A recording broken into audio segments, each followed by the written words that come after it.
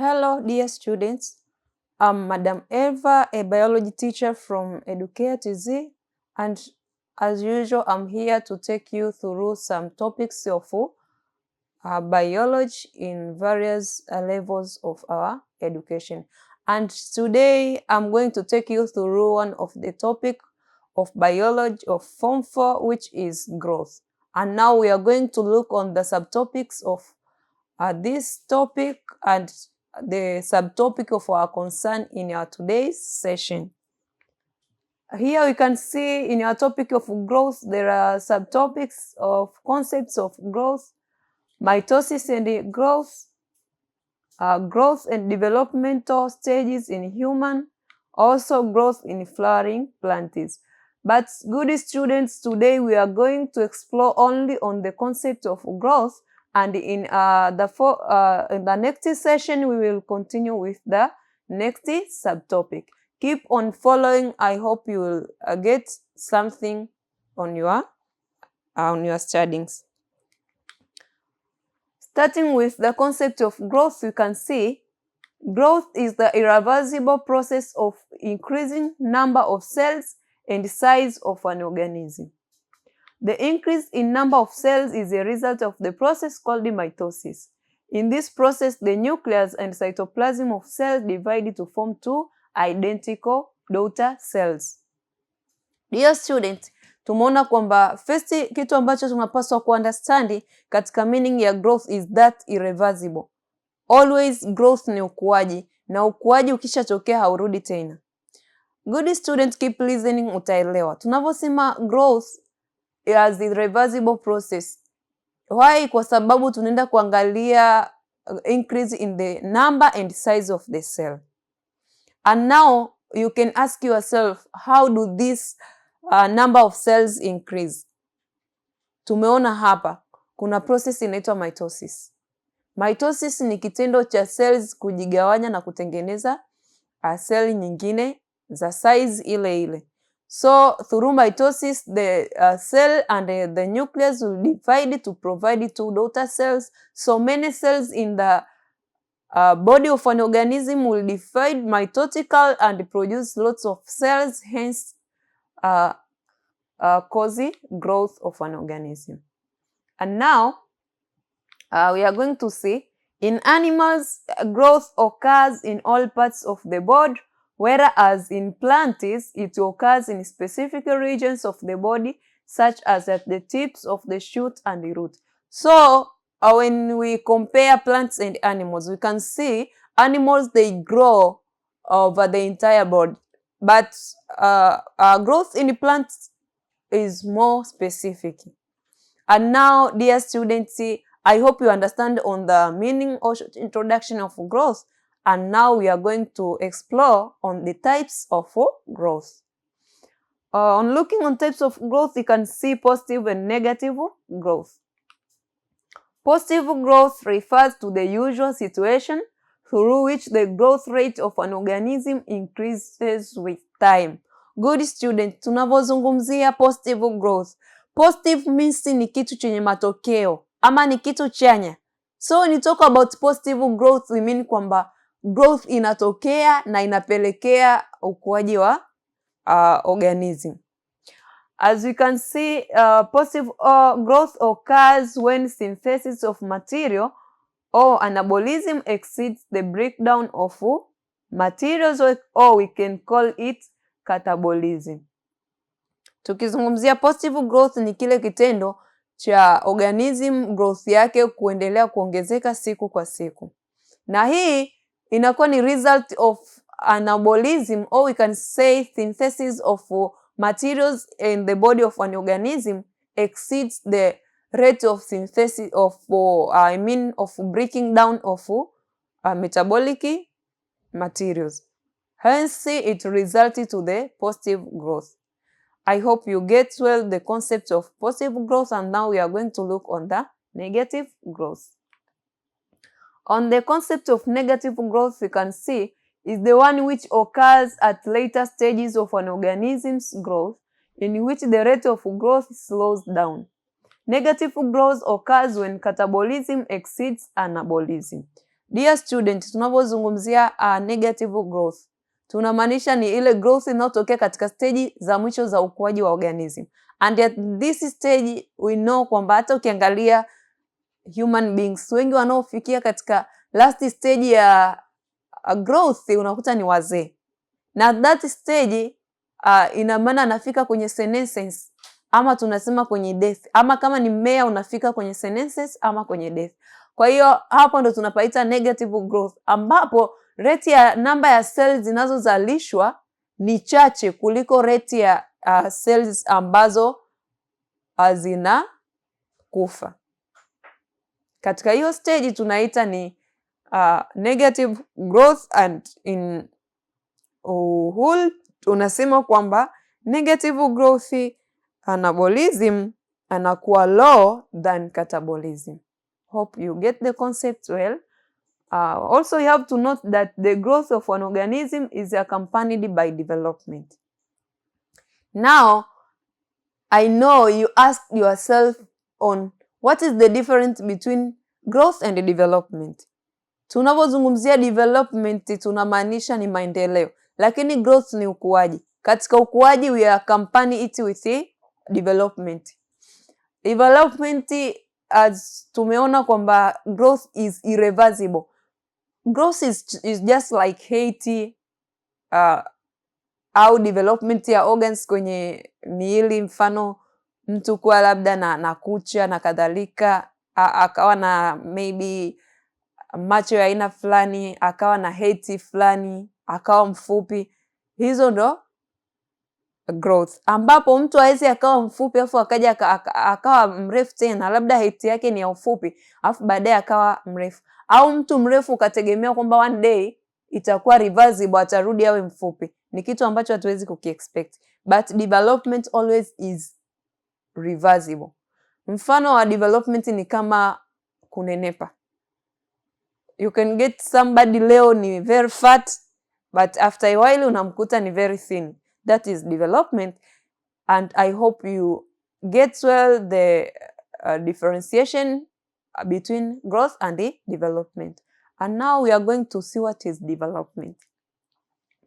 Development is the increase in complexity of an organism and the ability of organism structures to function. That is all about development. Ule uwezo wa structures zilizopatikana kwa organism fulani kufanya kazi, na pia ku increase in complexity. Complexity ndo pamoja na mambo ya unene na kadhalika. Hiyo ndo development. Also we can see development involves differentiation of cells. Tunaposema differentiation of cells, before hatujaenda mbali, I can give you the meaning of differentiation. Differentiation of cell ni kile kitendo cha cell ambazo zinafanya division kuwa specialized kwa taski fulani, yaani kugawanyika na kututengenezea cells ambazo haziwezi kugawanyika tena. That is differentiation, and that cells zinazokuwa formed zinakuwa specialized to perform a certain function. Okay. When we talk about differentiation, you can see is the process by which cells and structures become specialized for performing specific function. It involves changes in both shape and the physiology of the cell. Kwa hiyo we can see, tunapozungumzia differentiation, let's say tuna mother cell. This is our mother cell. And we expect this mother cell to divide. After being divided, itatutengenezea 2 daughter cells. Hizo daughter cells mbili, tuassume katika hizo daughter cell mbili, moja inaweza kudivide tena kututengenezea nyingine, cells zingine zaidi, lakini moja ndo imefika mwisho hapo, haiwezi kudivide tena. Sasa ile cell ambayo imefika pale haiwezi kudivide tena, hiyo ndo tunaita differentiated cell, na inakuwa different from its mother cell, kwa sababu mother cell ana capability ya kufanya division, lakini the daughter cell iliyokuwa formed na ikawa differentiated haiwezi kufanya division. That is the good meaning of differentiation, and I hope you get the concepts well. Okay. Now we are going to look on the importance of growth and development in living organism. Growth and development enable differentiation of cells in an organism, resulting in the specialization of cells for different functions. Kwa hiyo in broad meaning, tukisema umuhimu wa growth kwenye organism, inaenda kusaidia differentiation ya cell na inasaidia mwili kuweza kuperform different functions due to the possession of differentiated cells. Huo ndio umuhimu mkubwa wa growth kwa organisms. Also, tunaenda kuangalia pati nyingine ambayo ni factors affecting growth and development in living organism. My good student, tunapozungumzia factors ama vitu ambavyo vinaathiri growth na development kwa viumbe hai, hapa tutaenda kuangalia kwa animals as well as kwa plants. Ni vitu gani ambavyo vinavyoweza kuaffect plant kwenye growth na vipi ambavyo vinaweza kuaffect animals kwenye plant. And here there are two categories. There are category of external factors as well as internal factors, and we are going to explore on one after the another. Keep on concentrating. Okay, talk on these factors. You can say growth and development of an organism can be affected by factors categorized into external or environmental factors, also internal factors, which are factors within organism's body. And now we are going to start with external factors affecting growth and development in plants. My good student, as I already stated to you kwamba tutaangalia factors zinazo affect growth kwa plants, internal and external, then tutaenda kuangalia factors zinazo affect growth and development kwa animals, internal and external. Okay. Tukianza na external factors zinazo affect growth and development in plants, we can see the following factors which affect plant growth and distribution as well as development. The first factor is light. Tunavozungumzia factor ya light, trace back, umesoma tangu shule ya msingi huko, umeanza form 1 hadi umefika form 4. You have studied about photosynthesis, and you have studied that those plants, they produce their own food by the process of photosynthesis. Lakini the key thing ambayo inasaidia the process of photosynthesis, we know it is light. In the presence of light, the plant can be able to produce its own food so that it can stay alive. Lakini in case kukikosekana light, kukiwa kuna absence of light, what is going to happen to the plant? Plant ita become dull. Kivipi? Ina become elongated na thin, since inajaribu kujistretch itself kuweza kufata mwanga ulipo, na hii itapelekea weakening ya mmea na baadaye kupelekea mmea kunyauka na pengine kufa. Na tunapozungumzia light, absence ya light inaweza ikapelekea madhara kwa namna mbalimbali. Also, in the absence of light, the plants can get the problem of chlorolysis. The chlorolysis ni kile kitendo cha majani ya mimea kuturn into yellowish color. So that is the effect of the low amount of light kwa mimea, na pia light pia ina umuhimu wake kwa mimea. Ikiwepo in plenty amount, inasaidia mmea unaweza kujitengenezea chakula chake wenyewe kupitia the process of photosynthesis, kwa sababu hii light inatumika kama energy ya kuweza kusaidia ile reaction ya photosynthesis ku take place. Without light, that reaction cannot take place. We are going to look on the another external factor, which is temperature.